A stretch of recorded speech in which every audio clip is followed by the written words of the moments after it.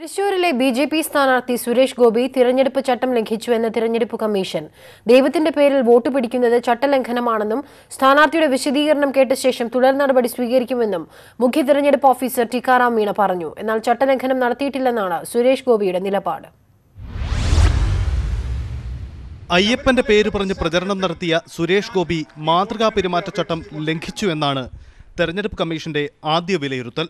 ദൈവത്തിന്റെ പേരിൽ വോട്ട് പിടിക്കാൻ ആർക്കും അധികാരമില്ല.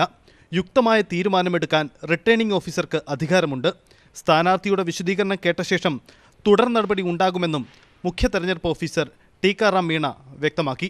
Returning officer is A constitutional authority and political parties, രാഷ്ട്രീയ കക്ഷികൾ എല്ലാം റിട്ടേണിംഗ് ഓഫീസർ പറഞ്ഞ പോലെ പാലിക്കാൻ ബാധ്യസ്ഥരാണ്. അവർ നോട്ടീസ് കൊടുത്തിട്ടുണ്ടെങ്കിൽ അത് മര്യാദയ്ക്ക് ഒരു മറുപടി കൊടുക്കേണ്ടതാണ്. തൃശൂർ ജില്ലാ കളക്ടർ TV അനുപമയുടെ നടപടി ശരിയാണെന്നും റിട്ടേണിംഗ് ഓഫീസർക്ക് വിശദീകരണം ചോദിക്കാൻ അധികാരമുണ്ടെന്നും തെരഞ്ഞെടുപ്പ് കമ്മീഷൻ വ്യക്തമാക്കുന്നു.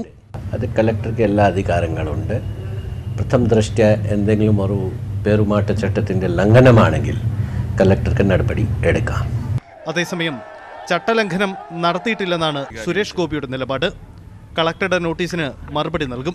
അതൊക്കെ പാർട്ടി നോക്കിക്കോളും. എന്താ പറഞ്ഞതെന്ന് എനിക്ക് ബോധ്യമുണ്ട്. അതവിടെ ബോധ്യപ്പെടുത്തും. ആ നോട്ടീസിന് മറുപടി കൊടുക്കും. അതിൽ കൂടെ എൻ്റെ അയ്യൻ്റെ അർത്ഥം എന്താണെന്നൊന്ന് പരിശോധിച്ചോളൂ. എന്ത് ജനാധിപത്യമാണിത്?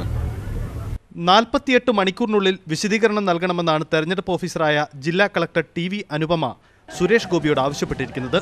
സുരേഷ് ഗോപിയുടെ വിശദീകരണം ലഭ്യമായ ശേഷം ശക്തമായ നടപടി ഉണ്ടാകുമെന്ന് തന്നെയാണ് തെരഞ്ഞെടുപ്പ് കമ്മീഷൻ കേന്ദ്രങ്ങൾ വ്യക്തമാക്കുന്നത്. തൃശൂർ സ്വരാജ് റൗണ്ടിൽ വോട്ട് അഭ്യർത്ഥിച്ചുകൊണ്ട് സുരേഷ് ഗോപി നടത്തിയ പ്രസംഗമാണ് വിവാദമായത്. ന്യൂസ് 18 തിരുവനന്തപുരം.